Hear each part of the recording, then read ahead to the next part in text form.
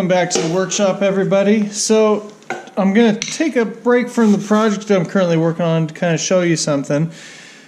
So whenever an oil pan that has a traditional cork gasket or a valve cover or anything like that gets over tightened, it'll actually deform right around these bolt holes here and kind of make a raised hump in them.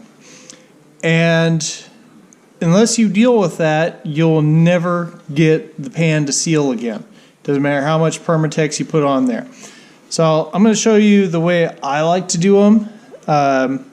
There's a lot of different ways to correct this issue, but for me, I like to just find a nice block of wood to support this edge and then just take a ball peen and drive these points down.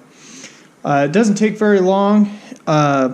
But then also you want to verify that everything is nice and flat. So I got a reference straight edge, and we'll be checking this as we go.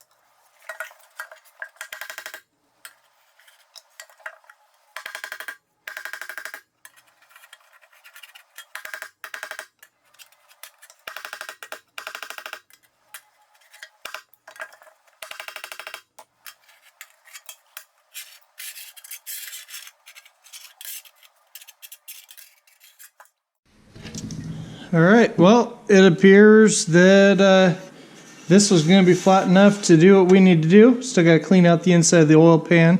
It's a little grungy, but yeah, just a little quick one. That's how I do it. There's a lot of different ways you can.